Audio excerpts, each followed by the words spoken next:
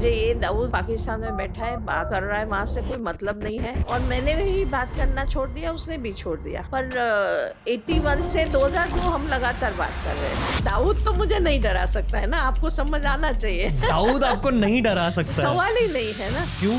दाऊद बहुत आर्गुमेंटेटिव है। वो उसकी इनसिक्योरिटी इतनी आती है, बोलते हैं एक नंबर का डरपोक था वो। पाकिस्तानी के पूछे बिना शाम को रात को आइसक्रीम नहीं खा सकता। काफी इंटेलिजेंस ऑफिसर हमारे उसके टच में। मैं उसको मुझे चाचा क्या दाऊद मर गए हैं, वो मुझे बता देता है। क्या शीला जी आपने कैसे ऐसे सोचा है, मैं आपको बताऊंगा। तो मतलब वो जिंदा है। मुझे क्रिकेट और बॉलीवुड एसोसिएटेड विद दाऊद इब्राहिम के बारे में बात करना है। फिर 90s में मैच फिक्सिंग का रोल था उनका। दुबई बैठ के उसने खूब मैच फिक्स क्रिकेट का बैटिंग किया। और पर वो बैटिंग तो एक मैच में 500 करोड़ का होता था। पर सारे क्रिकेटर्स इन्वॉल्व नहीं थे, कुछ इन्वॉल्व थे। सारों को पता था क्या हो रहा था। सारों को पता था।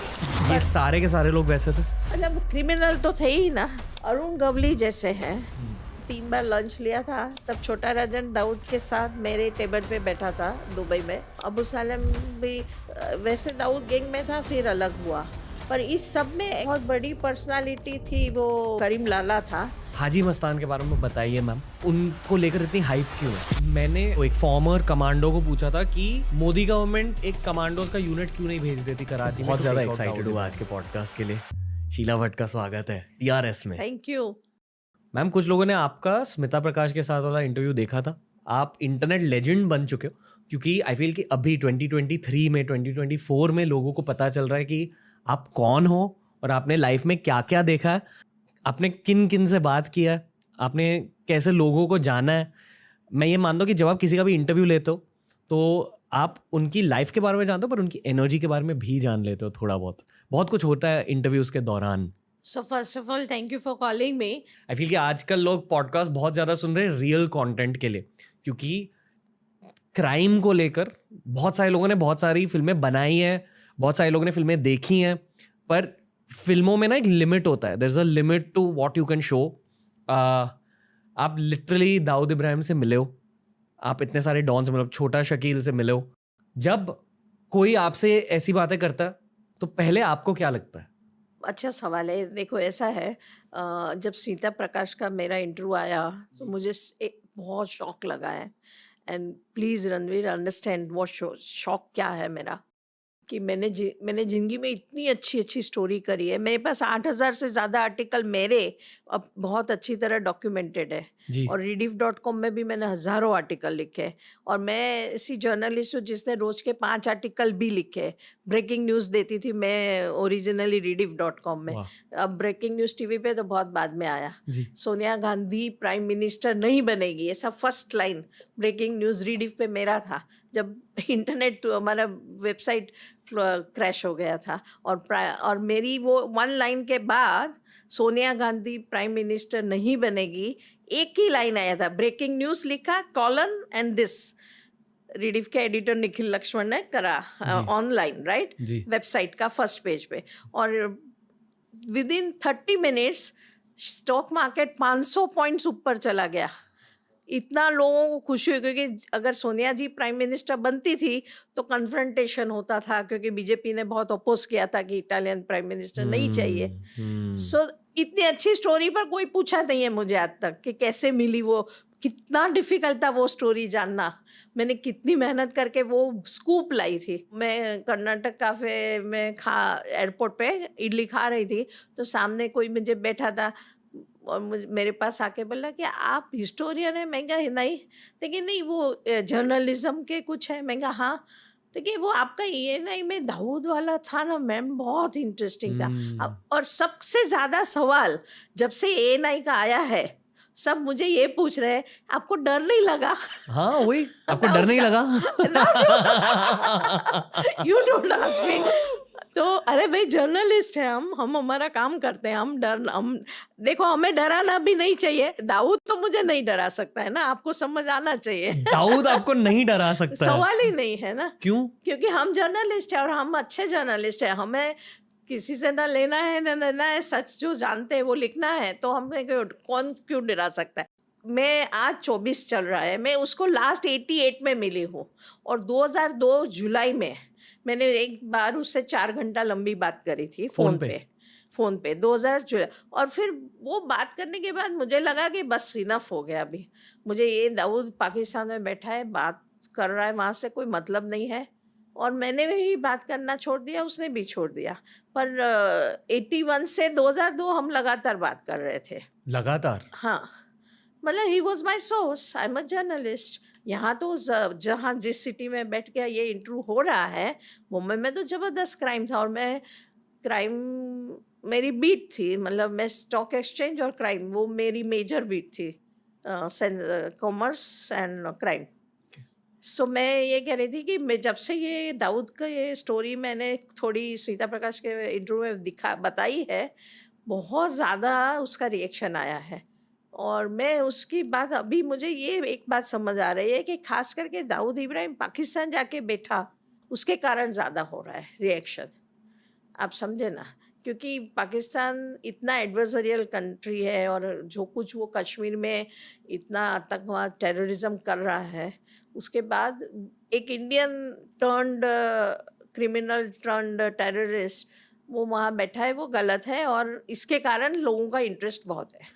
प्लस जनरली ना एक ट्रेंड चल रही है दुनिया भर जहाँ डार्क कंटेंट बहुत ज़्यादा चल रहा है। वो ही चल रहा है, वो समझ आ रही है बात, हाँ, मतलब जहाँ भी लोगों को क्राइम में बहुत रस पड़ता है। पर अच्छा, मैं पहले तो ये कहूँ कि बॉम्बे में आपके बहुत दोस्त हैं फिल्म लाइन में।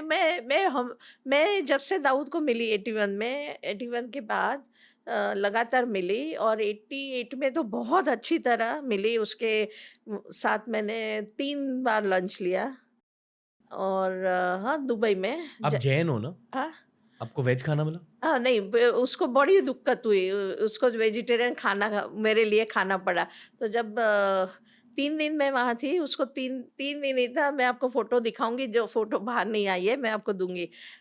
तो उसने दाल सब्जी, 3 टाइप की दाल, 6-7 सब्जियां, हर मतलब रख दिया, और फिर वो बड़ी मुसीबत से खाता था।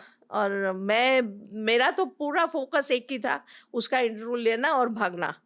मतलब मैं तो बॉम्बे रहती थी, बॉम्बे से दुबई गई थी। मतलब लंच करने के टाइम आप इंटरव्यू भी लेते थे? नहीं, पहले मैंने एडवांस में फ़ोन किया बॉम्बे से, जी। आपकी अपॉइंटमेंट चाहिए, आपका इंटरव्यू चाहिए। तो उसने कहा हाँ, आ जाओ, देखते-देखते। पर आई थॉट कि इट्स कन्फर्म इंटरव्यू। फिर मैं दुबई गई और उसको मिली फर्स्ट टाइम, पर्ल बिल्डिंग में उसका ऑफ़िस था।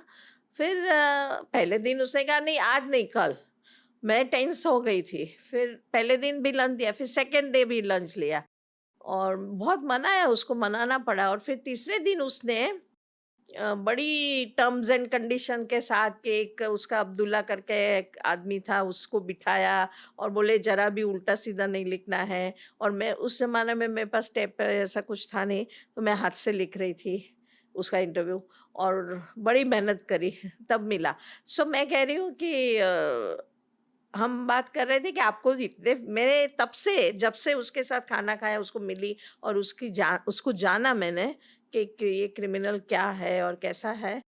और तब तक वो 92 बॉम्ब ब्लास्ट नहीं हुए थे, तो वो टेररिस्ट तब नहीं माना जाता था, क्रिमिनल माना जाता था, बाद में बना। सो मैं ये कहना चाहती हूँ कि इतनी सारी हिंदी फ़िल्म देखी, पर आज तक मैंने देखा नहीं कि जो दाऊद को समझ और पकड़ पाए, उसकी जो एक्चुअल रियल लाइफ़ में है, ऐसा दाऊद कभी हिंदी फ़िल्म में रील पे आया नहीं, वो कहना चाहती हूँ। अगर आप एक बॉलीवुड के राइटर होते तो आप किस तरह से उनका कैरेक्टर देखो, को? ऐसा है ज़िंदगी में, मैंने तो बहुत सारे क्राइम मेरी बीट थी, तो मैंने आपको बताया पहले ही। तो करीम लाला, यूसुफ पटेल, हाजी मस्तान, दाऊद इब्राहिम, और बहुत सारे, मैं तो इंडिया की 6-7 जेल के अंदर गई हूँ। तो जेल में भी काफ़ी दबंग क्रिमिनल्स और बहुत टफ नट्स बैठे होते हैं, और उनके भी इंटरव्यू किए हैं। और ये सब मैंने 1980 से 1993-4 तक किया है। तो 14-15 साल किया है। तो मैं ये कहना चाहती हूँ कि पहली बात ये है, जो क्रिमिनल होते हैं ना, जो हिंदी फ़िल्म ने इतना मैसअप कर दिया है हमारा लाइफ़ और हमारी इमेजिनेशन को, कि वो अपना पॉइंट ऑफ व्यू बहुत दम के साथ रखने के लिए विलन को एकदम ज़्यादा विलन बना देते हैं, और हीरो को बहुत ज़्यादा चॉकलेटी बना देते हैं। और मतलब हीरो बहुत अच्छा है, ऐसा होता नहीं है ना असली ज़िंदगी में, सब लेयर्स होते हैं अच्छे। दोनों दोनों ग्रे होते हैं, दोनों एक ग्रे, डार्क ग्रे होता है, एक लाइट ग्रे होता यस है। You got it. तो मैं ये कहना चाहती हूँ कि दाऊद इब्राहिम को जब मिलोगे तो पहले तो कोई हमारे ये कैमरामैन को ले जाऊं मैं कि दाऊद इब्राहिम को मिले, वो पूछेगा दाऊद कहाँ है। क्यों? क्यों दाऊद दाऊद जैसे जो हमारे इमेजिनेशन में ऐसा थोड़ी दिखता है, वो नॉर्मल आदमी होता है। मतलब जिस तरह के कपड़े मैंने पहने वैसे नहीं पहनते वो। बहुत उससे ज्यादा पहनता है। अच्छा no no no, you can't beat him in dresses because 88 में जब मुझे मिलना था तो उसने पेरिस में ड्रेस करवाए थे डिज़ाइन, और मुझे बताए थे। और आप देखो मेरे जो, मैं आपको दिखाऊंगी मैंने जो उसके फ़ोटो लिए हैं उसमें उसने मुझे 3 टाइप के ड्रेस, क्या ये जैकेट अच्छा है, फिर लो, फिर दूसरा जैकेट, एक ब्लू है एक ब्लैक है। तो एक पेरिस से लाया हुआ जैकेट था वो पहना फिर उसने, जिसमें हॉरिजॉन्टल स्ट्राइप्स है। उनको वो डॉन की इमेज हाँ देनी थी एक्चुअली, हाँ हाँ कि हाँ मैं तो हूँ डॉन। एग्जैक्टली वो अपनी इमेज बना रहा था। वाह। पर मैं आपको एक बात बताती हूँ कि जब अगर आप स्क्रिप्ट लिख रहे हैं अगर दाऊद की, तो मैं आपको 6-7 पॉइंट बता देती हूँ, सुन लीजिए। बोलो। एक, वो है ना ज़्यादा व्यापारी टाइप दिख रहा है। जब हम जैसे हम एक दूसरे के सामने टेबल पे बैठो तो व्यापारी के साथ बैठते हैं ना, ऐसा दिख रहा है। वो उसका स्टाइल, वो मारवाड़ी और गुजराती जो बिजनेसमैन बॉम्बे में थे, और वो जो मुंबई का कल्चर है जिसको हम टपोरी भाषा बोलते हैं, वो वाली हिंदी बोलता है। तो he is a more like a trader.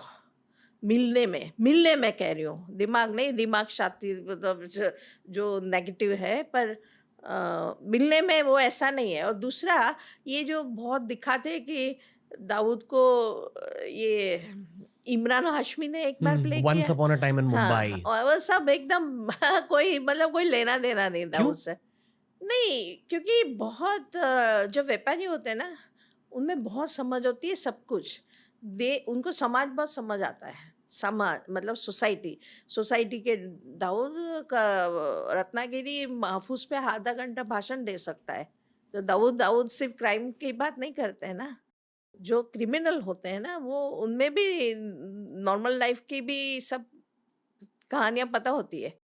और दूसरा दाऊद का जो जो होता है, जैसे दाऊद जो जो इसने एक्सट्रीम क्राइम्स किए हैं और क्रिमिनल आदमी है, क्रिमिनल, मैं 25 बार बोल रही हूँ, मैं उसको वाइट वॉश नहीं करना चाहती कहीं, लेकिन वो एक तो खुद बहुत अच्छा ट्रेडर है, क्योंकि उसने जिंदगी में हमेशा ट्रेडिंग किया है, पैसे कमाए हैं। वो 800,000 करोड़ उस टाइम भी था उसके पास जब मैं उसको मिलने गई थी, हज़ारों करोड़ थे। जिसे बिजनेस एक्यूमेन हाँ, कहते ये हैं, गुड एग्ज़ैक्टली बिजनेस हाँ, सो स्किल्स। उसको एक तो बिज़नेसमैन दिखाना पड़ता है, जी। दूसरा उसको बहुत ही बॉम्बे में था, तो आपको जानते हैं बॉम्बे में तो रंगीन लाइफ़ होती है, तो उसको सब समझ हिंदी फ़िल्म, गीत गाने, मैंगोज़, गुड फूड, पेरिस और इटालियन फैशन ब्रांड सब पता होता है। और दूसरा, आपको स्क्रिप्ट अगर लिखे उसमें ख़ास लिखना चाहिए बोलो। कि दाऊद बहुत आर्गुमेंटेटिव है। मतलब उसको एक पॉइंट पे इतनी बार आर्गुमेंट करेगा, रिपीट अगेन एंड अगेन, क्योंकि पैशन बहुत था।